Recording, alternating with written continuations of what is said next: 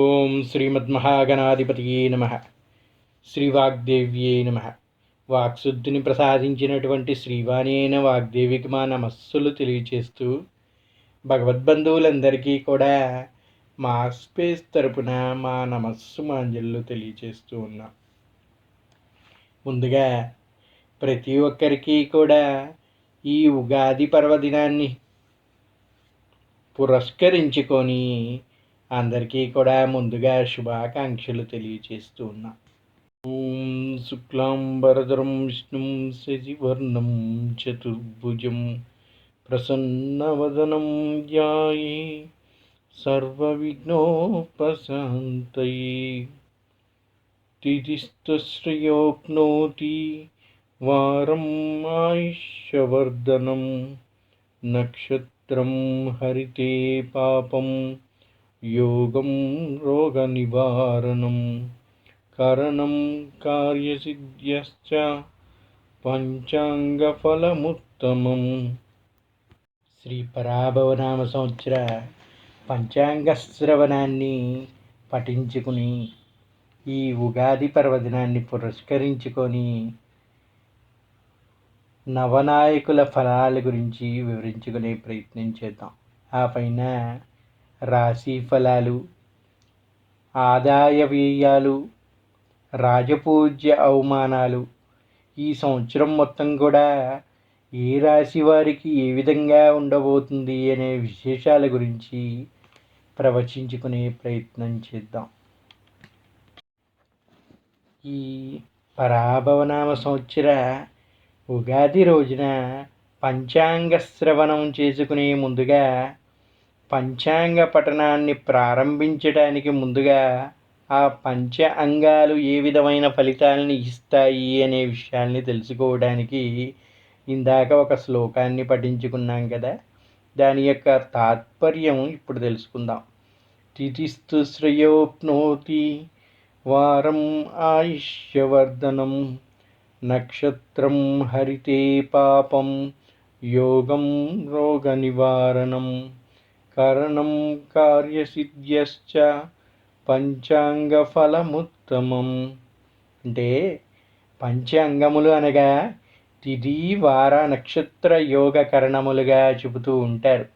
అటువంటి తిథి మనకి సంపదను ఇస్తూ ఉంటుంది అని చెప్పారు. మరి వారము ఆయుష్యుని పెంచుతుందంట. నక్షత్రం పాపాలని పోగొడితే యోగం రోగాల్ని నివారిస్తూ ఉంటుందంట. కరణం మనం చేసేటువంటి ప్రతి పనిలో విజయాన్ని ఇస్తుందంట. అందుకే ఏ కార్యం మొదలుపెట్టినా కూడా ఈ పంచ అంగాల యొక్క ఫలితాలు ఏ విధంగా ఉండబోతున్నాయి అనే విషయాల్ని చూసుకొని ప్రారంభిస్తూ ఉంటారు ప్రతి ఒక్కరూ కూడా. ఈ ఉగాది రోజు ముందుగా ఈ శ్లోకాన్ని పఠించే పంచాంగ శ్రవణాన్ని చేయాలి అని చెబుతూ ఉంటారు పండితులు. అలా చేయటం వల్ల ఈ 5 ఫలితాలు కూడా శుభప్రదంగా ఉంటాయి అని చెప్పేసి ఒక నమ్మకం.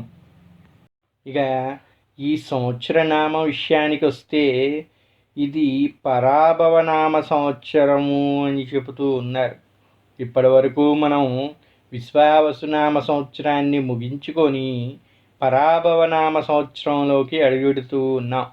పరాభవము అనగానే అంతా కూడా ఇదేదో మనకి కీడును తెస్తూ ఉంటుంది, అపజయాన్ని మూటగడుతుంది అనే భ్రమలో ఉండి భయపడుతూ ఉంటారు. పర అభవ అనే 2 పదాల యొక్క సంయోగమే పరాభవనామ సంవత్సరం యొక్క నామధేయంగా సంస్కృత పద వికీరణలో తెలియచేయబడుతున్నది. అంటే పర అంటే అత్యున్నతమైనది, ఎటర్నల్ అని చెబుతూ ఉంటారు. అటువంటి అత్యున్నతమైనది ఏమిటయ్యా అంటే ఆ పరాశక్తి, పరదేవత అని చెబుతూ ఉంటారు. మరి అటువంటి పరదేవత అభవ అన్నారు. అంటే ఆ పరదేవత తప్ప మిగిలినదంతా కూడా శూన్యమే, వేరే అంతా కూడా భ్రమే అని తెలియచేస్తూ ఉంటుందంట ఈ అభవనామ సంవత్సరం. అంతేకాకుండా పర అంటే పరదేవత అని చెప్పుకున్నాం. అభవ అంటే ఏమీ లేనిది, ఏమీ లేనిది లేకపోవటం అనే అర్థం ఇక్కడ ధ్వనిస్తూ ఉన్నది. అంటే దీనికి మరో అర్థంగా ఏమి చెప్పుకోవచ్చయ్యా అంటే, ఆ పరదేవత తప్ప మిగిలిందంతా ఏమీ లేదు అనే విషయం ఒక విధంగా చెప్పుకుంటే, మరొక విషయం ఏమిటయ్యా అంటే, ఆ పరదేవత అనేది లేదు అనేవారు పెరుగుతారు అని కూడా చెప్పుకోవచ్చు. ఎందుకంటే పర అభవ అంటే, పర అంటే అత్యున్నతమైన శక్తిగా చెప్పుకున్నాం, అంటే ఆ పరదేవతగా చెప్పుకున్నాం. అభవ అంటే లేకపోవుట, నిరాకరణ అని చెప్పుకున్నాం. ఎప్పుడైతే ఆస్తికులు దేవుణ్ణి ఏ విధంగా కొలుస్తారో నాస్తికులు దేవుణ్ణి నమ్మరన్నమాట. అటువంటి వారు ఏం చెబుతారయ్యా అంటే, ఆ పర అనేదే లేదయ్యా, దాన్ని మేము నిరాకరిస్తాము. సిద్ధాంతాన్ని అనుసరించి మనం చేసే కర్మానికి ఫలితం మనమే అనుభవించాలి అనే వితండవాదంతో ముందుకు వస్తూ ఆ దైవాన్ని అంగీకరించని వాళ్ళు పెరుగుతూ ఉంటారంట. మరి ఇటువంటి వాళ్ళు ఎక్కువైపోతే అది వినాశనానికి దారి తీస్తుంది కదా అండి అంటే, అది ఏమాత్రం కూడా కాదండి. ఎందుకంటే ఎక్కడైతే ఏమీ లేదు అని చెబుతూ ఉన్నారో అక్కడే దానికోసం వెతుకులాట కూడా జరుగుతూ ఉంటుంది. చీకటి ఉన్నప్పుడే కదా ఆ చీకటిలో వెలుగనే దానికోసం ప్రయత్నిస్తూ ఉంటాం. అలాగే ఎక్కడైతే ఏమీ లేకుండా ఉంటుందో అక్కడే జ్ఞానం అనే వెలుగు కోసం వెతుకుతూ ఉంటారంట. అటువంటి ఈ పరాభవనామ సంవత్సరంలో కూడా ఎక్కడైతే దేవుడు లేడనే వాళ్ళు ఉంటారో ఆ దేవుడి యొక్క సంకల్పాన్ని, ఆ దేవుడి యొక్క స్థితిని కనుక్కునే ప్రయత్నం చేస్తూ ఉంటారంట. దానివల్ల జ్ఞానంతో ఆ వెలుగు అనే అనుగ్రహాన్ని పొందుతారంట. దానివల్ల ఏమిటయ్యా అంటే, ఈ సంవత్సరం ప్రారంభంలో కొంచెం అస్థిరత్వం ఉన్నప్పటికీ కూడా ఆ తర్వాత స్థిమితత్వం కలిగి జ్ఞానం ద్వారా ఆ దేవుని యొక్క అనుగ్రహాన్ని పొందగలుగుతారంట. దీనివల్ల ప్రతి ఒక్కరికి కూడా జ్ఞాన ప్రబోధం కలుగుతుంది. కనుక ఈ సంవత్సరం నామాన్ని చూసి భయపడాల్సిన అవసరం లేదు. పరాభవము అంటే అపజయముగా చెప్పవచ్చు. కానీ ఇక్కడ సంవత్సరనామం పరాభవనామ సంవత్సరం, పరాభవం కాదు. కనుక పర అభవగా దీన్ని చెప్పుకోవచ్చు అని చెబుతూ ఉంటారు. ఇక ఈ సంవత్సరం నవనాయకుల ఫలాన్ని గురించి కానీ మనం చూసుకుంటే, ఈ సంవత్సరానికి రాజు గురుడంట, మంత్రి కుజుడు, సైన్యాధిపతి అర్ఘ్యాధిపతి మేఘాధిపతిగా చంద్రుడు ఉన్నాడు, ధాన్యాధిపతిగా బుధుడు, సస్యాధిపతిగా శుక్రుడు, రసాధిపతిగా రవి, నీరసాధిపతిగా గురుడు అగుట చేతన ఈ నవనాయకులు కూడా 7 ఆధిపత్యాలు శుభాలుగా, 2 ఆధిపత్యాలు పాపాలుగా వచ్చినవి. నవనాయకుల ఫలాన్ని కానీ మనం చూసుకుంటే, ఇక్కడ ఉన్నటువంటి నవనాయకుల్లో 7 కూడా శుభాన్ని అనుగ్రహిస్తూ ఉన్నారంట. 2 మాత్రమే పాపాన్ని అనుగ్రహిస్తూ ఉన్నందువల్ల ఎక్కువగా ఈ సంవత్సరం అంతా కూడా శుభాన్నే సూచిస్తూ ఉంది అని చెబుతూ ఉంటారు. ఈ సంవత్సరంలో రాజు గురుడవటం వల్ల ప్రభుత్వం నడుపువారు చాకచక్యంగా సమర్థవంతంగా పరిపాలించగలుగుతారంట. నూతన విద్యా విధానములు అమలుపరచుట, ఆసుపత్రులు, ఇల్లు కట్టించుట, పరిశ్రమలు స్థాపించుట, వాతావరణ కాలుష్యమును తగ్గించుట, నిరుద్యోగులకి ఉద్యోగ అవకాశాలు కల్పించుట, వ్యవసాయదారులకు పంటలకు కావలసిన ఎరువులు సమకూర్చుట, గిట్టుబాటు ధర కల్పించుట జరుగునంట. ఎందుకంటే రాజుగా ఉన్నది గురుడు. గురుడెవరయ్యా అంటే బృహస్పతి. చక్కని ఆలోచన బుద్ధి శక్తి గలవాడు రాజు కనుక చక్కనైన ఆలోచనలతోటి అన్నీ శుభమగునట్టుగా ఆశీర్వదిస్తూ ఉంటాడంట. అటువంటి పరిపాలనలో ఇక్కడ ఉన్నటువంటి ప్రజలందరికీ కూడా అన్ని శుభాలు నెరవేరుతాయి అని చెబుతూ ఉన్నది పంచాంగంలోని నవనాయక ఫలం. ఇక క్రీడాకారులకు, కళాకారులకు సన్మానాలు చేయుట, ప్రోత్సహించుట జరుగును. వివిధ రంగముల్లోని ప్రముఖ వ్యక్తులకి, విశిష్ట సేవలు చేసిన వారికి బిరుదు ప్రదానములు, పారితోషికము లభించును. ప్రతిపక్షం వారు చేయి అరాచకములు, దురాక్రమములు, కుంభకోణములు, హత్యలకు వెలికితీసి తగిన శిక్షలు పడినట్లు చేయుదురు. ఆచిచూచి వ్యవహరించటం, ధీటుగా సమాధానం చెప్పుదురు. శాంతి భద్రతలు కాపాడును. పేరు ప్రతిష్టలు పొందుట, దేశమ ప్రధాన స్థానంలో నిలుపుట, సస్యశ్యామలమగు ఉండుట, విశేష కృషి చేయుదడు. స్త్రీలకు రక్షణ కల్పించును. ప్రభుత్వములో పదవులు లభించును. మత్తు పదార్థములు, మాదక ద్రవ్యాలు, వ్యసనాలు, అక్రమ రవాణాలు వంటి వాటిని అరికట్టట జరుగును. ఎప్పుడైతే ఇవన్నీ జరుగుతాయో ప్రభుత్వ పరంగా కూడా అన్నీ కఠినంగా ఉండి సత్ఫలితాలని ఇచ్చే విధంగా అమలు చేస్తే అంతా బాగుంటుంది అని చెప్తూ ఉంటారు. అలా చేసినట్లయితే ప్రజలందరికీ కూడా ఎటువంటి చోరభయాలు కానీ, మోసాలు కానీ, హత్యలు కానీ జరగకుండా ఉండటం వల్ల శాంతి భద్రతలన్నీ కూడా సరైన విధానంలో ఉండటం వల్ల ప్రజలకు మేలు జరుగుతుంది అని చెబుతూ ఉంటారు. అలాగే వరదలు, అగ్నివాహన ప్రమాదముల నుండి కాపాడుట, తక్షణ సహాయక చర్యలు తీసుకునుట జరుగును. రక్షణ శాఖ పటిష్టముగా పనిచేయును. సినీ రాజకీయ రంగంలోని ప్రముఖ వ్యక్తులకి ఆకస్మిక మరణములు సంభవించును. పశుపాలకుడు పశువులకు మేపి బంధించువారు శ్రీకృష్ణుడు అగుట వలన పాడి పంటలకు లోటు ఉండదు. పశువులకు గడ్డి మేట సమృద్ధిగా ఉండును.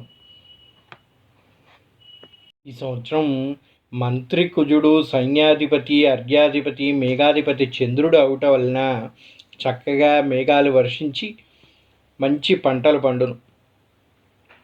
సైన్యాధిపతి చంద్రుడు అగుట వలన అంతా కూడా సత్ఫలితాలని ఇచ్చును అని చెప్తూ ఉన్నారు. ఈ నవనాయకుల్లో రసాధిపతిగా రవి ఉన్నాడు. రవి ఆరుద్ర నక్షత్ర ప్రవేశం 22/6/2026 నిజ జ్యేష్ఠ శుద్ధ అష్టమి సోమవారం రాత్రి 8:55 అగుట వలన అల్పవృష్టి, పంటలు బాగా పండును.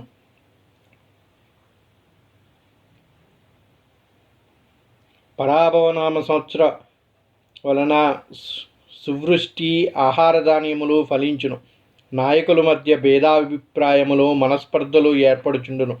రోగబాధలు, ఊహించిన సంఘటనలను, భయోత్పాతాలను కలిగించును. ఈ సంవత్సరం గురుడు రాజు అగుట చేతన 4 కుంచముల వర్షము కురియును.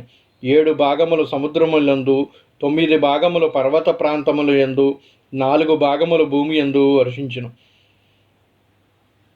ఈ సంవత్సరం శని మీనరాశి యందు సంచరించుడితే కొంచెము ఇవ్వని బ్రాహ్మణుని హస్తమునందు ఇండుట వలన వర్షాధార భూములు అంతగా పండవు. సరుకులు ధరలు ఎక్కువగును. దుర్భిక్షం, భయాందోళనలు కలుగును. 15/4/2026 లగాయత్తు 25 ఏప్రిల్ 26 వరకు, మరలా 9 జూన్ 26 లగాయత్తు 19 జూన్ 26 వరకు కూడా గ్రహణములు ఉన్నాయి. రాహుకేతువుల మధ్య పడుట చేతన కాలపర్వ దోషము పట్టునది. చంద్రుడికి ఇది కీడు శంకించును. ఈ మధ్యకాలములలో విపరీత పరిణామాలు ఏర్పడును. దొంగతనములు, దౌర్జన్యములు, సైబర్ నేరములు, హింసాకాండలు పెరుగును. యుద్ధ వాతావరణము ఏర్పడును. అనవసర విమర్శలు, అరాచకములు, కుట్రములు ఎక్కువగును. దేశము సుఖక్షేమముగా ఉండుట, యజ్ఞయాగాదులు, హోమములు, దైవారాధనలు చేయుట వలన మంచి జరుగును. అందరికీ కూడా ఈ సంవత్సరం పరాభవనామ సంవత్సరం అన్ని విధాలుగా అనుకూలించి ఆ దైవానుగ్రహంతో కష్టసుఖాలన్నీ కూడా తొలగిపోయి సంతోషంగా ఉండాలని ప్రార్థిస్తూ సర్వే జనా సుఖినో భవంతు. శ్రీదేవతాభ్యో నమ. సర్వదేవతానుగ్రహ కటాక్షిరస్తు. శ్రీరస్తు, శుభమస్తు, అవిఘ్నమస్తు. ఉగాది పండుగ అంటేనే కష్టసుఖాల యొక్క కలయికగా చెబుతూ ఉంటారు. అందుకే దానికి సూచికగా షడ్రుచోపేతమైనటువంటి ఉగాది పచ్చడిని ఆరగిస్తూ ఉంటాం. అంటే దాని అర్థము మనకి వచ్చే ప్రతి కష్టము, బాధ, సుఖము అన్నిటినీ కూడా సమంగా స్వీకరించాలనే ఉద్దేశంతో పెద్దలు ఈ విధంగా నిర్ణయించారు. కనుక ఏవైతే ఫలితాలని పంచాంగం మనకి తెలియజేస్తుందో వాటిలో ఉన్నటువంటి బాధలని తప్పించుకోవడానికి ఏ విధమైన ప్రయత్నము మనం చేయవాలి అనే విషయాల్ని మాత్రమే దీని నుంచి స్వీకరించాలి తప్ప జరిగే నష్టాల గురించి ఆలోచిస్తూ ఇంకా నష్టపోకూడదు. కనుక దైవారాధనతోటి సరైన దాన ధర్మాలు చేసి ఆ నష్ట నివారణ చర్యలు స్వీకరించడానికి మాత్రమే ఈ యొక్క ఫలితాలని స్వీకరించవలను. చక్కని భక్తితో, భక్తి శ్రద్ధలతో మీరు చేసే ప్రతి కర్మ కూడా, ప్రతి కార్యము కూడా సత్ఫలితాలనే ఇస్తుంది. అందువలన ఈ సంవత్సరం అంతా కూడా బాగోలేదేమో, ఏం చేయకూడదు అనే విషయాల్ని ఏ ఒక్కరూ కూడా ప్రయత్నం చేయరాదు. ఎప్పుడైతే భక్తి శ్రద్ధలతోటి చక్కగా కష్టపడి మీరు ఏ కార్యాన్ని అయితే ప్రయత్నిస్తారో అది తప్పక సత్ఫలితాలని అందిస్తుంది అని చెప్తూ ఉంటారు. అందుకని అందరూ కూడా చక్కగా భక్తి శ్రద్ధలతో మీ యొక్క కర్తవ్య దీక్షని నిర్వహించి శుభ ఫలితాలని పొందాలి అని ఆ దేవదేవుడైన శ్రీమన్నారాయణి ఆశీస్సులతో, ఆ పార్వతీ పరమేశ్వర్ల అనుగ్రహంతో అందరూ కూడా మంచిగా ఉండాలని ప్రార్థిస్తూ ఉన్నాం. స్వస్తి. ఇప్పటిదాకా ఈ రాశి ఫలితాలన్నీ కూడా విన్నారు కదండి. ఇవి కానీ మీకు నచ్చినట్టయితే మర్చిపోకుండా మా ఛానల్ని లైక్ చేయండి. అలాగే మీకు తెలిసిన వారికి, మీ మిత్రులకి, మీ బంధువులకి మా ఛానల్ని దయచేసి షేర్ చేయండి. అలాగే ఇప్పటివరకు సబ్స్క్రైబ్ చేసుకొని వాళ్ళు ఎవరన్నా ఉంటే దయచేసి సబ్స్క్రైబ్ చేసుకోండి. సర్వే జనా సుఖినో భవంతు. Why hospitals choose Rosa Floris when hygiene can't be compromised?